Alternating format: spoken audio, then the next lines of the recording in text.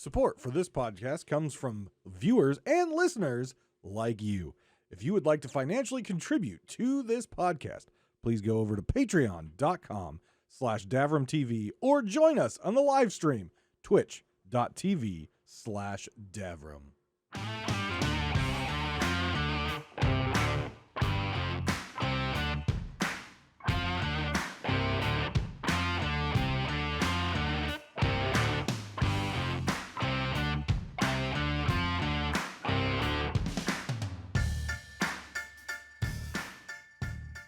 Welcome to Pirate Talk Radio, your podcast for Sea of Thieves news. There's always something to talk about, whether it be patch notes, whether it be bugs, whether it be exploits, whether it be cosmetics that personally I find beautiful but ugly at the same time. Sit back, relax, and enjoy the show.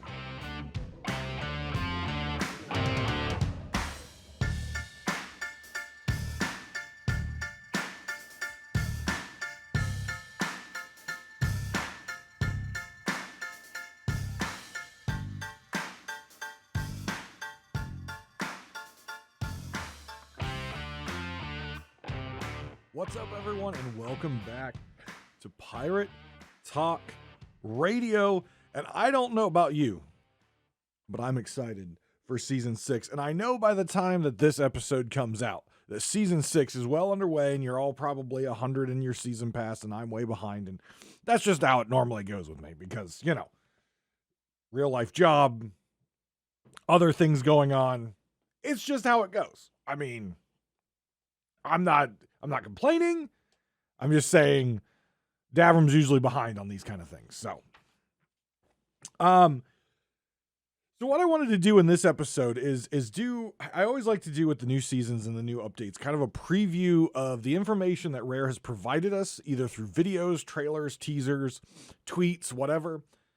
And my opinions on what is coming, how I think it's going to go, and what I would like to see them do maybe differently or do in the future. Now, again, we already know that Season 6 is out by the time this episode is released to all of you. So maybe some of the things that I'm saying have already been answered. Maybe some of the things I want, unlikely, are already in the game. But I always like to do this. And then next week, we'll actually, after I have a chance to play, again, if you're interested in watching myself and the Keelhaul podcast, Captain Logan, we sail every Saturday, 4 p.m. Eastern Standard Time. Together, we talk Sea of Thieves. We just have a general good time. And I'm going to get into our plan for Season 6 for those particular sessions and some other news here in a little bit. But, you know, some of these answers, some of these things might already be answered already for you players out there who have already logged into Season 6. I have not. It's been extremely busy at work and things like that. So I haven't had a chance to log in yet. But I have watched all the teasers, all the trailers, all that kind of fun stuff. And I have some thoughts. So let's get into some of the news here. So again, Logan and I will be sailing on Saturdays, 4 p.m. Eastern Standard Time. And we already discussed our plans for this season, and how we plan on progressing. Now, again, he plays a little bit more than me. He plays some with his community, but based on my excitement for Season 6, you may see a few less New World streams and a little bit more Sea of Thieves streams coming up if I can get some folks who want to sail on a consistent basis. So here's Logan and I's plans for this season. We want to explore the new forts, obviously. That's understatement, right? We want to explore the new forts. We want to check them out.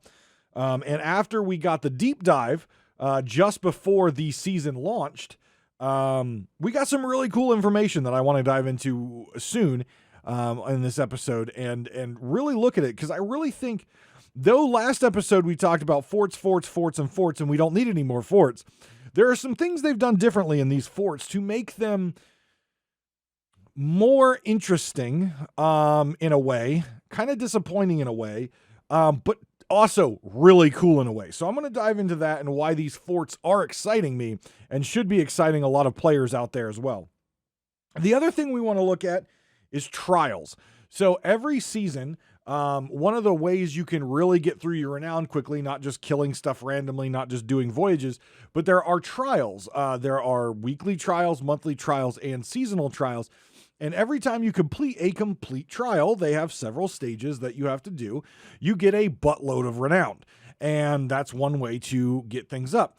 And in my opinion, it was a really good decision for them to add trials because it allows people, specifically new players or players who maybe not be playing on a consistent basis, to basically have a roadmap or a guide in order to complete the season pass and guide them through the complexity. And when I say complexity, Sea of Thieves is not a complex game at its heart, right? But it can feel overwhelming because what Sea of Thieves doesn't do is it doesn't tell you how to play. It doesn't say you have to go A, B, C, D, right? If you want to go do a gold hoarder voyage, go do it. If you want to go just sail around and look at pretty things, go do it. If you want to fish, go do it, right? Sea of Thieves does not tell you how to play the game. And so for some players, that's very overwhelming, right? We are full of games that have little quest boxes, little, map ants that tell you where to go next and where to go here. And they've got quest givers that are saying, hey, go over there and get me that pile of poo and go over there and pick that fruit off the tree or whatever. We are very accustomed now to games basically telling us which direction to go and how to get there. Now, your ability to do whatever that quest is completely up to you. But the game is guiding you through the story. The game is guiding you through what the route you should take or the route that they've programmed. Sea of Thieves doesn't do that. And it's one of the greatest parts of the game is you choose your own story. You build your own story and you do it however you want. If you just want to fish, then freaking go fish. If you want to be a reaper and actually fight and not just run away, go be a reaper and actually fight and not run away. You get to do it. Whatever you want, however you want. But again, that is very overwhelming for a lot of players in today's gaming world because we're so accustomed to being told where to go and what to do. So the trial system is a great way for players who need that extra guidance, need that hand-holding, need that kind of direction to get them going in the game and kind of figure out, well, how do I, this person just completed their season pass in 16 hours, whatever the time might be. I'm at level 1 and I've played for 12 hours and I don't understand why. That wouldn't be the case. You'd probably be at like level 10 or whatever, just sailing around. But the way to do that is to look at the trials and allow the trials to guide you. And I think people forget about that because they are kind of hidden in the seasonal progression. You have to open your pirate log, you have to click on the season, then you have to click on the, it is kind of diving in there, right? So what I want to do and what Logan and I talked about is really try to focus on these trials. Even if we complete the season pass, showing people how to utilize the trials in order to navigate and guide your play. Now, again, we've both played. He's played a lot longer than me. He's played since day one. I've played for several years now, but still, being able to showcase a great feature that Sea of Thieves has on stream, on YouTube, whatever it may be, to help players, tame this wild beast that is Sea of Thieves that can feel overwhelming. So again, forts exploration, definitely doing that. Trials, those two will probably tie together because there will definitely be trials for the forts. And finally, buried treasure. I was very disappointed that a system that is cool and a system that really gives players the ability to impact other players, whether they're online or offline, in a cool, fun experience of burying treasure, creating maps for players to take, after the first week was really not used anymore. And that was really disappointing to me because I really wanted to utilize that system and feature that system last year or last season when I streamed or when I played to dig up people's maps. And if I recognize them, tweet them out, be like, hey, I found your map. Thank you for bearing it. It was a lot of fun. And it just didn't happen. Every time I logged in, it was just pre-made maps and pre-made maps and pre-made maps. And I think Rare has an opportunity here to maybe do some cross servers for the player maps so we have more opportunities to dig up a player's treasure. So this time, Logan and I plan on burying a lot of treasure, right? His name is much more recognized than mine out there in the Sea of Thieves community. But my name's out there, and if people start to see our names maybe popping up on those quest boards, maybe we can reinvigorate some more buried treasure. Of course, you want your treasure, you want to turn it in, but there is you still get rewards for it. You still get paid out for it. You still get emissary value for it. And you still get seasonal progress and accommodations for it. So there's definitely reasons to bury treasure. And I know it kind of feels bad that you know that treasure's not going to be handed in by you, but there is a certain funness to it, right? Now, if you're just burying treasure just to keep it away from someone else, props to you, right? Because that's always hilarious and funny. But if you're just not choosing to bury your treasure to make a fun experience for someone else, that's fine. That is your prerogative, but it's a cool system in the game that I would like to highlight and try to get more people to do it. I would love people to tweet at me, drop pictures in the Discord, and say, hey, I found the map bundle. It was a lot of fun, right? You know, burying things in fun, unique places. Getting a giant loot haul and burying everything. So maybe a random player who logs in and grabs this map has a ridiculous amount of treasure on an island, really expensive, and just has a good time. I would love to do that. So we're going to focus on those three things this season on our streams, which is, again, the new forts, the trials, and burying treasure to try to get more people to do that. So that's that. That's what we're planning for season 6. So I hope to see you around the live streams again on Saturday afternoons, 4 p.m. Eastern Standard Time. Also in the news, along with everything else, Twitch drops are back. They started, they start this weekend. So they start on Friday, March 11th. And they are the weapons set from the what is it? The Dawn Hunter, I believe is the weapons set. I actually have Falcor up on this other monitor here. And I can tell you, I think it's Dawn Hunter, right? Is that Hunter Dawn Hunter something? I don't remember. Let me see what it is. It is the Twilight Hunter. Sorry, the Twilight Hunter set. So March 11th is when they start. They go through the weekend. Again, just in case you haven't ever done Twitch drops before, you need to log into your Twitch account. You need to make sure you link your Sea of Thieves and Twitch account. You can do that at Sea of Thieves. Go to the Twitch drop section of Sea of Thieves website and you can link. Then you need to watch a partnered streamer. Sometimes it's not a partnered streamer. This time it is a partnered streamer for at least 20 minutes. And then you go up to your upper left hand or right hand corner, click your profile picture. There's a button that says drops. It will tell you if you've got the drop. You open it and you click claim on the next picture. So you'll see all the upcoming drops. You've got the blunderbuss. Then you have the sword, Eye of Reach, and flintlock. You click claim. At that point, it should show up in your game inventory within the next 72 hours. If not, you can obviously screenshot that and you can send it over to the support ticket site to make sure you get credit for your drop and it is actually in your drop, in your inventory case. What I will say though is on this is you need to link your Twitch account and make sure if you're interested in getting these drops that you are watching on the day, right? These drops reset on GMT or British Standard Time. I'm not sure which of the two, but they reset there each morning. If you have not claimed your drop by that reset, you don't get that drop. There's no way to go back in time. There is no way to get it again, right? Unless it comes back around. It is done. So you have to make sure that you are watching it. If you're traveling, open it up on your phone. Whatever you can do, have someone open up Twitch with your account on their computer, whatever you can do to get that drop, and then make sure you claim it before, the reset happens. Because again, if once it's gone, and you're not going to see it again until they bring it back to a Twitch drops or something else. So again, Twitch drops starting March 11th and going through the weekend. There are 4 Twitch drops. It is the weapon set of the Twilight Hunter, which is the set that they've been rolling out through Twitch drops recently. All right.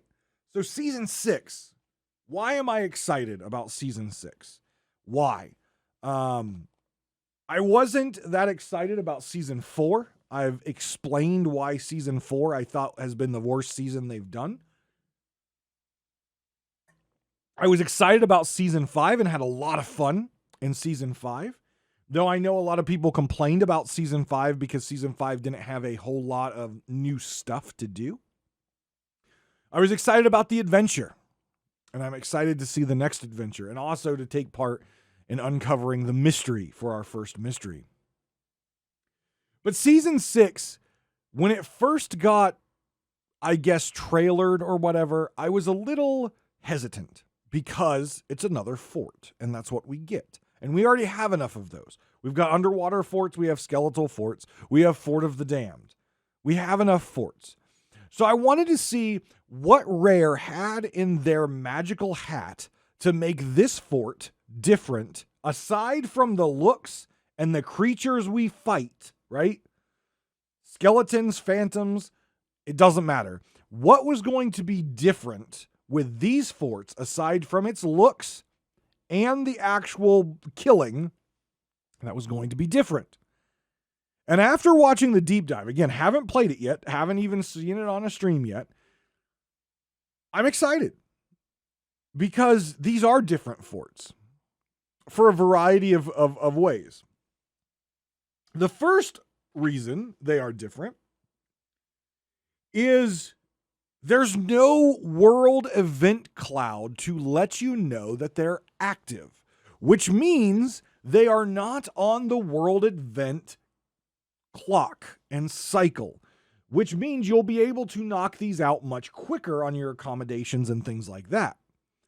So how do they spawn? Well, there are 2 per area, so there are 6 total forts. And you'll know they're up because the lights are on. The lights are on, the phantoms are home, right? They're phantom forts. So if you are sailing and you see a fort that have twinkling, ghostly lights like lit up on them, you know that fort is active. Now, with no world event in the sky, there's a chance that PvP might be limited, player interaction might be limited, which I think goes against Rare's, I guess, overall design, right? Their design is to encourage interesting and interactive player encounters, whether it be hostile or not hostile. So I think not having the world event in the sky limits the amount of PvP, limits the amount of potential player interaction you have. However, that kind of me wanting to boo into the microphone at them on this quickly subsided as they explained these forts. Number 1, the forts do not respawn on a clock-based system. The fort is up, you complete the fort, and the fort does not respawn until all players leave the fort for a X amount of time. And then it'll respawn, you can come back. So you can leave the fort, sail, sell your loot, and come back, and it probably is respawned. So it's a great way to continually get loot. So that made me think, well, these forts then are more like voyages than they are actual forts like we have before. Now, there's still a fort, which, again, Rare, come on, get creative.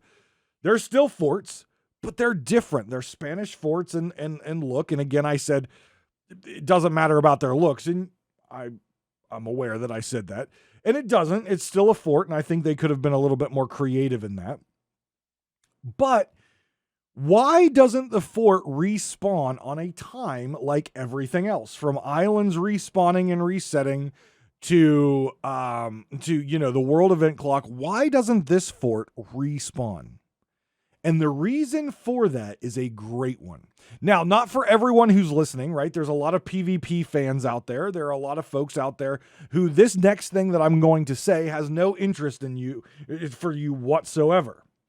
But for a large section of the player base who do believe in writing their own story in Sea of Thieves, who enjoy the role-playing aspect of Sea of Thieves, who enjoy, getting in there and immersing themselves in Sea of Thieves, what they did with these forts is absolutely awesome and brilliant. If the players stay on the fort, they will never respawn. And that fort is yours. Let me say this again. If you do not leave the fort does not respawn, which means that fort is yours. Which means you can fight people who are trying to approach your fort. You can get a whole bunch of your friends together and have some fun piratey role-playing in the fort.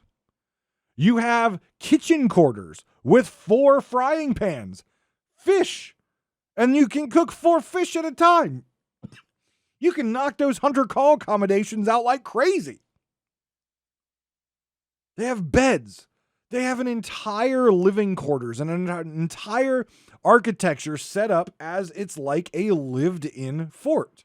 And then they have the haunted section where the phantoms are. But you can have so much fun and write so many stories and have a great time if you're into role-playing and writing your own adventure and immersing yourself in that. Now, again, it's not for everyone. It's not for the majority of players, right? A majority of players are going to go there. They want PvP. They want to knock out the event. They want to get their loot and they want to leave.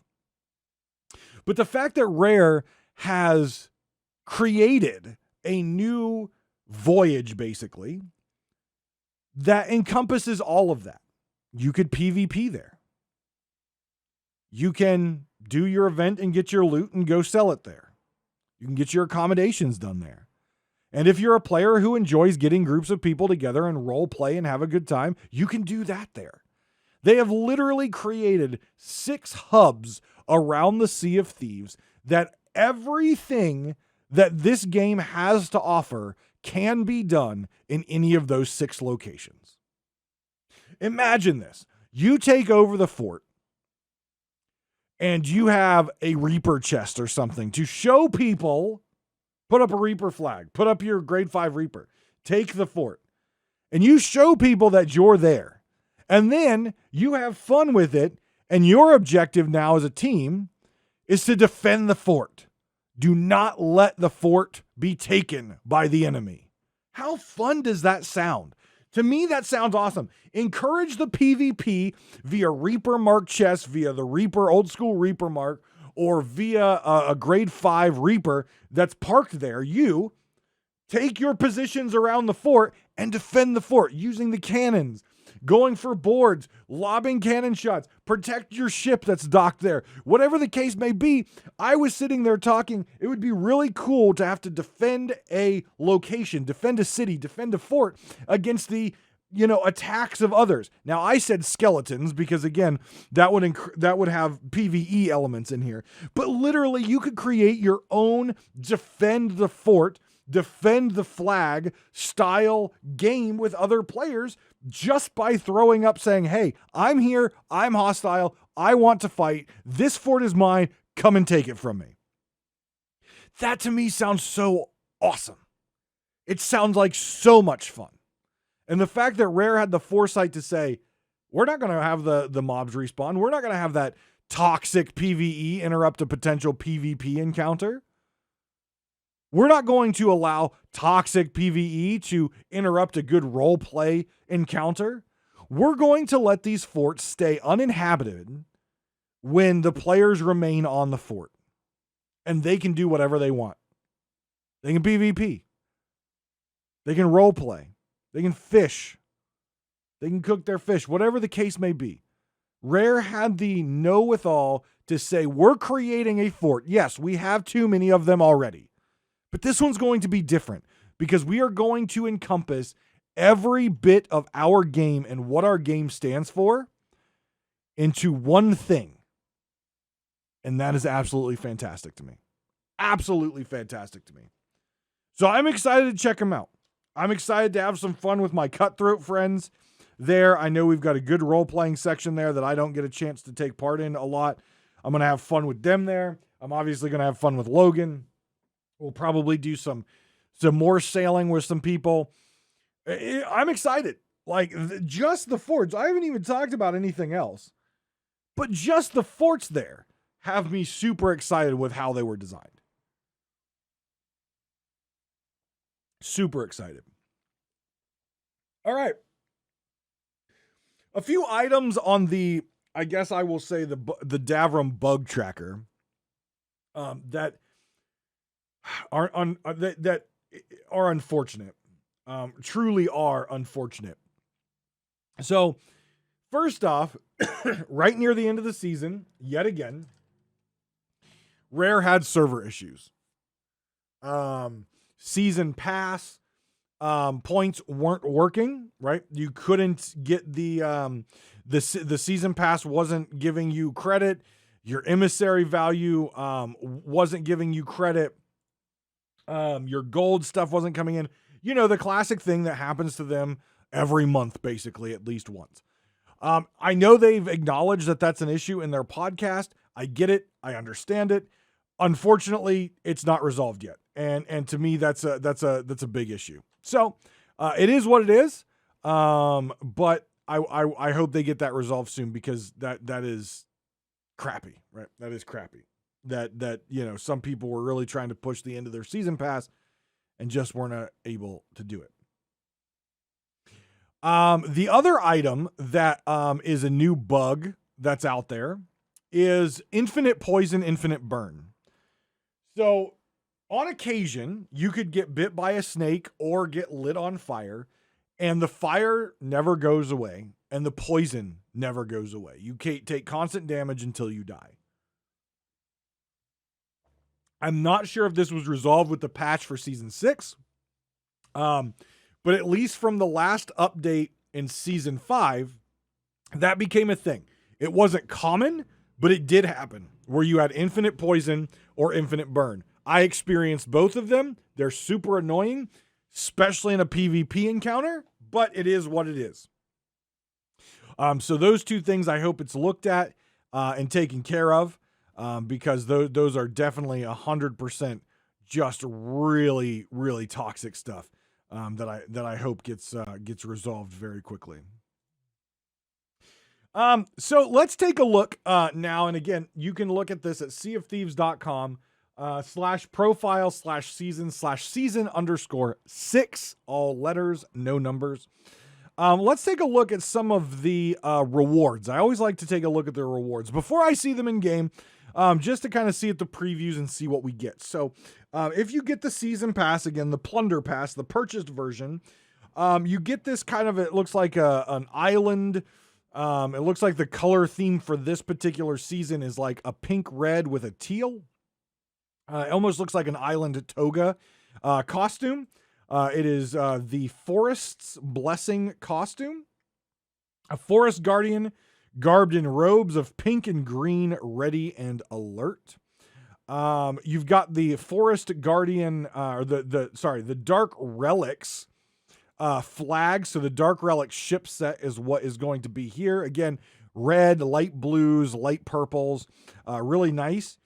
The Forest Blossom, or the Spring Blossom, the whatever they're calling it, the Forest Blessings, is the Plunder Pass version of the ship set, right? You get that in the Plunder Pass version. But the Dark Ritual stuff is the Dark Relic stuff is the free version. Now, we have Spanish forts. So I would expect us to get a Spanish-style conquistador outfit. And sure enough, we do. The Naval Commander outfit. It's the typical we've got already the helmet in the game. This is kind of a reskinned add to. But it's a black gold with red highlights. Conquistador hat, so it's the bulbed helmet with the flares on the side. It's got some feathers in it. It also has the full Conquistador outfit with tight vest, poofy shoulders that you'll be able to unlock. It's got peg legs and all that stuff, and it's got a couple different color variants. So there is one without the like officer look, and then there's an officer look which has like a black hard tunic on it and a medal, like you're an officer.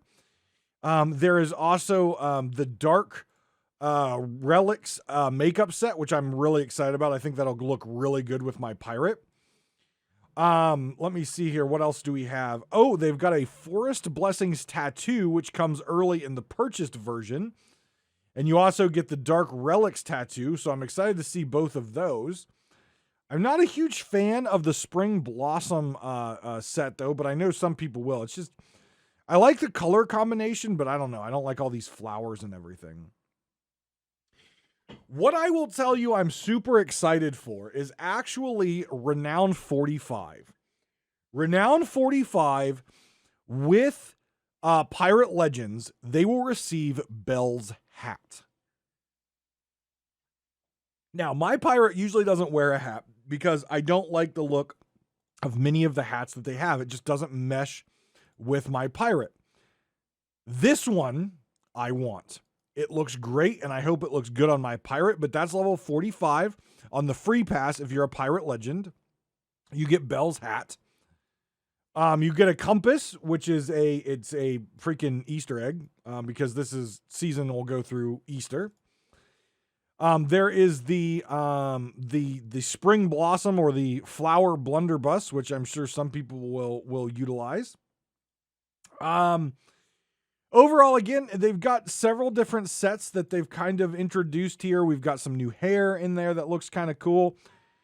I am excited to see the Dark Relics tattoo or the scars. Those look like they're going to fit my pirate really well. And you also get a sword as Pirate Legend at Renowned 100, which is it says the sword of a mysterious stranger, loyal to the Athena's fortune. She left the tavern. Her current whereabouts are unknown. So maybe a foreshadowing to the return of the female mysterious stranger, which the name of her has completely just left my head.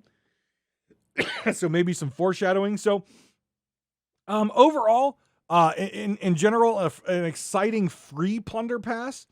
I won't say that the paid for plunder pass is very exciting in my mind. Again, it looks very lackluster to me. There's nothing that jumps out that's super exciting. I think the ship set and the costume is just kind of meh. I know some people will be excited for it. I didn't purchase the season pass last season. And based on the rewards here, I don't think I'll purchase the season pass this season either. Again, I don't like the ship set. I think it's goofy, it's weird, it's odd. There will be people who like it. But if it comes to the Emporium, I may buy it later just to have it and collect it. But this is a disappointing season pass. In my mind, the paid for version. I think the free version is done well. I think the free version looks great. I think there's a lot of things in the free version that a lot of different players will gravitate to and will enjoy. But I think the paid for version is just lackluster, and is missing things. But again, in my opinion, Sea of Thieves has struggled with the paid for version since the very beginning.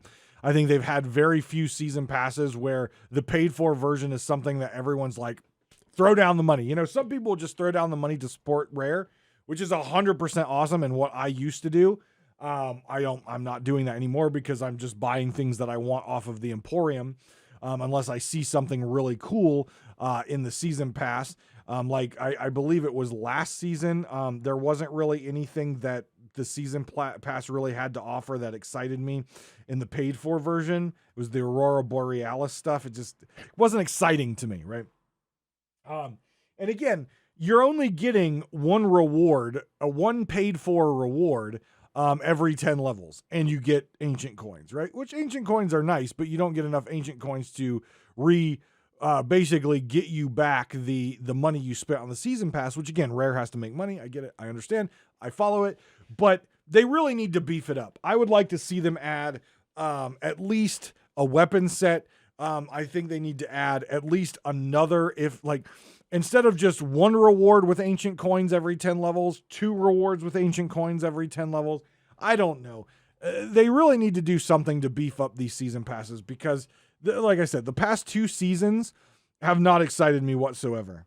The last season that actually excited me was season 4, because it had some emotes thrown in there along with the ship set that were kind of cool. but the ship set itself under the season pass was kind of garbage. You know, the season before that, season 3, had some cool weapons and things like that. The ship set was okay.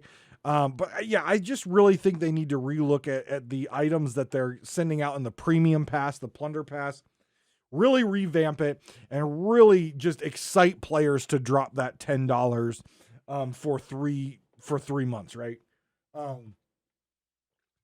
It would really generate them money, right? It would generate them money. And I get it. They're giving ancient coins back to you.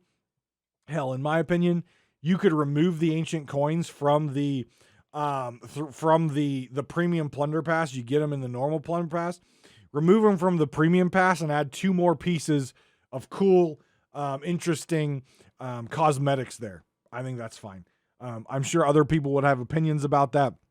But in my opinion, the $10 plunder pass, it's not really worth it. I've bought 4 seasons of it, and the 4th season, that's when I kind of stopped buying it. Last season, I said if I completed it, I would buy it, and I re-looked at all the rewards that you get, and none of them seemed exciting to me, so didn't buy it. This season, again, nothing's jumping out at me. Not gonna buy it. Like, not gonna do it. I really think Rare needs to rethink their premium pass to really excite players to get that over than just the free one. The free one, you get a lot of stuff. You get a lot of stuff. Like sometimes 3 cosmetics in 10 levels. A lot of times 3 cosmetics in 10 levels. What? The premium pass I'm paying you for. So shouldn't I get more and cooler stuff? I don't know. That's just my opinion. The premium pass should be better and more lucrative than the non-premium pass. Just my opinion. So what do I want to see happen soon? And by soon, I mean in the upcoming seasons, upcoming updates. We're just now in season 6, but it's, again, season 7, 8, 9, 10. They're already in development, in some form of development. Season 7 will be the midsummer season, which, if we look at the history of Sea of Thieves, that is always a big update for them. So I'm anxious to see what season 7 brings. Last year, it was A Pirate's Life. And before that, Forsaken Shores, or I think was one of them. I don't know. But that June, July, that midsummer is always a big release for Sea of Thieves. So I'm anxious to see what they're going to do in season 7. But something I would like to see them do is, and I've talked about it before in terms of loot, like the Chest of Legends. I would like them to revisit and rebalance some of their old stuff. May it be loot and rebalance gold on loot, such as the Chest of Legends, which has had multiple items, which are easier to come by and sell for a lot more than the Chest of Legends. But the Chest of Legends is considered the primo loot, right? The primo loot to steal, the primo loot to turn in. That is the primo loot, aside from the Ashen Chest of Legends, right? The Forsaken one, the burning one. That's even more rare. But it doesn't feel rare anymore when you turn it in, because you don't get the money out of it that you would out of Ashen Windskull or out of a grade 5 flag turn in, or whatever the case may be. And I think, though gold is an infinite resource in here, we're trying to tell a story, and I would like the story of the loot that I turn in to feel like as epic as it is. That beautiful glowing green chest, when I hand that bitch in, I should feel like a damn pirate god. And right now I don't. And I haven't for a very long time, because they haven't revamped the reward that you get out of it. And we're not just talking about loot, right? We're also talking, in my mind, about events. Okay? There is an event out there, multiple events, that feel bad when you get them. Because though they are somewhat fun, they're more of a waste of time. One, the Kraken. The Kraken is an absolutely waste of time. It is more of an annoyance than anything else. And we've seen from A Pirate's Life that the Kraken they can do fun and cool and interesting things with the Kraken. But the World Adventure Kraken is lame, it is boring, and is more of a frustration than anything. You barely get any loot out of it, especially now that they revamped the Megalodon loot. There is no reason to stop and kill a Kraken. You get a couple pieces of meat and a couple little trinkets. It is not worth the time. It is not worth the effort, especially if you're on a galleon. The galleon Kraken is a pain in the ass, and it drops nothing. Like nothing. I have gotten Kraken more times than I can count on a galleon, and all that I do, I crank the wheel, and I get out of it, and I leave. On a sloop, it's pretty easy and pretty quick to take down. It takes longer to get out of it than you do to kill it with cannons. But you don't get anything out of it. A couple pieces of meat and a couple like trinkets. That's it. Maybe a chest. It's so useless. So I really think they should evaluate that particular event. They should make it more interesting. They should give it some more abilities. Maybe have the head come out and do something. But really revamp the loot to honor the players who are actually killing it. If you kill the Kraken, you get a nice chunk of stuff. I mean, we're talking about a giant sea beast that swallows ships. Don't you think that thing is actually chock full of loot? Hell, a Megalodon is smaller than the Kraken, and it drops a crap ton of loot. It's not sitting out there swallowing ships whole, pulling ships down to the depths. No, it's eating chunks of the ship to sink it. The Kraken's massive, and the reward out of it should be massive as well. So mechanics on that need to be revamped, and loot 100% needs to be revamped to make it worth it. Skeletal galleons. I know sloops drop a nice amount of loot. Galleons don't, unless it is a fleet. If it's a fleet, it drops the fleet loot from the last ship, which is really nice and a nice big pile of loot. But when you're actually encountering a pop-up skeletal ship, specifically a skeletal galleon, the loot on it is really not worth it. Especially not worth the effort and the supplies it takes to sink it. You don't get those supplies back in the storage crate that it drops. And you definitely don't get the money back in order to resupply yourself by buying supply crates. Now, if you kill a sloop, sloops are pretty easy to kill, and they drop, I would say, an equitable amount of loot for the effort it takes to sink them. But galleons take a lot more effort to sink, are super annoying, and they're just not worth it. I would rather just sail until it despawns than actually fight it. So I really think on those two events specifically, or those two creatures or things, they really need to rethink of the mechanics. They really need to think of the value that players get out of it for the time spent and the effort it takes to sink them, especially for new players, right? A skeletal galleon could take a new player a lot of work to sink. A Kraken will 100% take a new player a lot to sink. And they should feel like they are a pirate god and legend for doing that. But Rare has not revamped those forever. Maybe a little bit. But it really needs to be looked at. And these rare pieces of loot like the Athena chest, the value needs to be looked at. It's like we've got all this new cool stuff like the Ashen Wind Skull and all these flags and all this stuff. And some of the cool old loot that we have is just fading into memory as far as how much it's actually worth. And that's really disappointing because it's always fun to steal them. It always feels epic to get one, but it's just fading into memory because the value of it is not worth the effort. The last thing I would like to see them revamp, or the next thing that I would like to see them come out with differently, is boss mechanics. So, and I'm talking about skeletal bosses, right? I'm talking about Gray Marrow. I'm talking about the skeletal leaders of the skeleton forts. The Ashen Wind boss was the first boss that actually introduced some new mechanics, and they were cool and fun. The new Phantom Captain still has the slam. The crustacean creatures, we got the Poison Cloud, the charge. That's new. Love it. We've got the Electric Ball. Love it. New. The big crustacean has the shield. Cool. Love it. New. But has the slam. Boring. You've reused it so many times. Like I said, the new Phantom boss. or the new Phantom's Soul Flame Captain, slam. Boring. Absolutely boring. Grey Marrow. Summon skeletons and slam. Boring. The Duchess, the two-headed helmsman, all those guys. Summon skeletons, slam. Boring.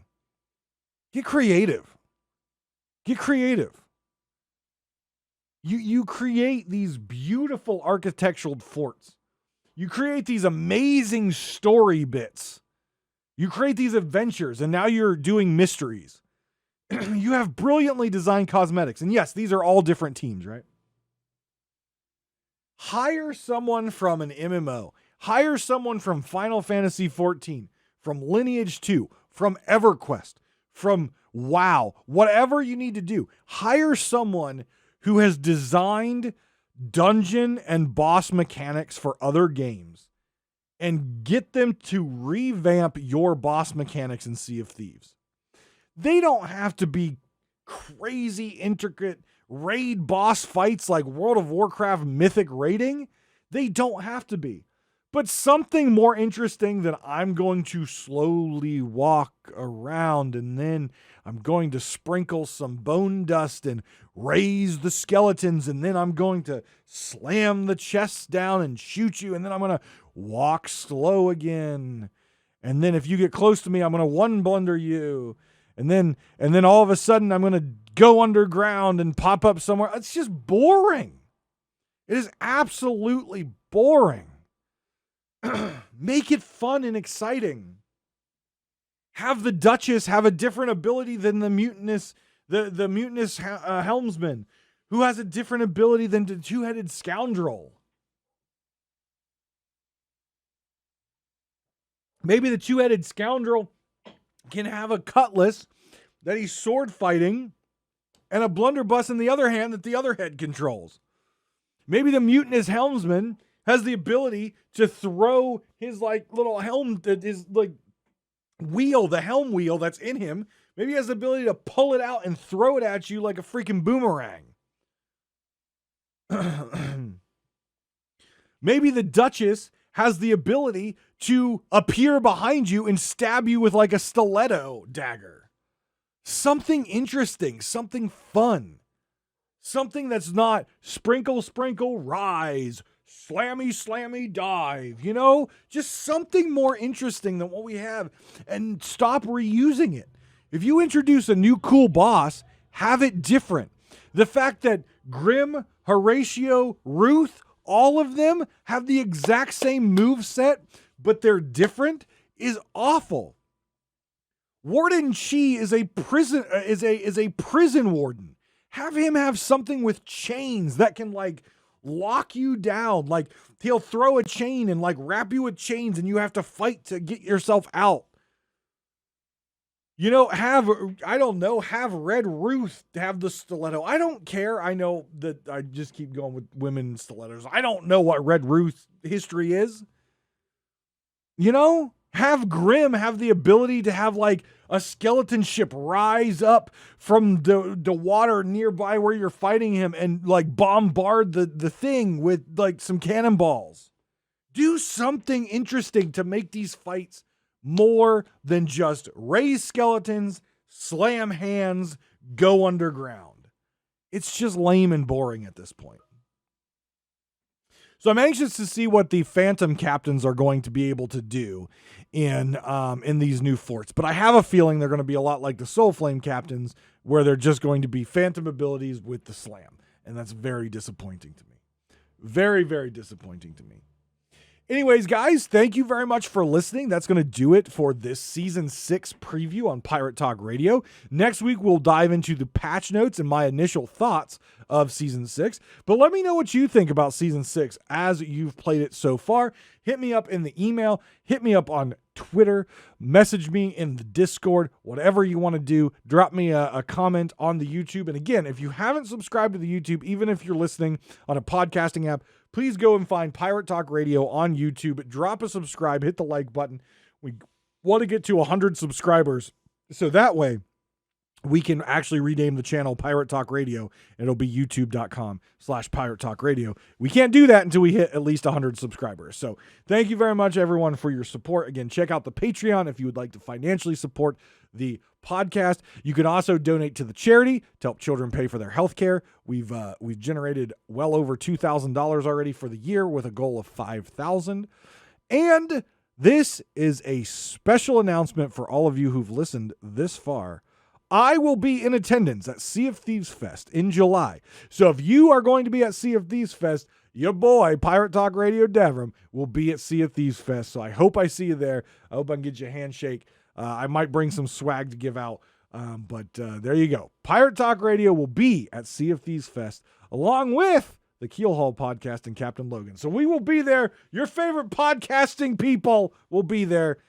So I hope to see you there. But guys, take care of yourselves and each other. And I will see you next week on Pirate Talk Radio.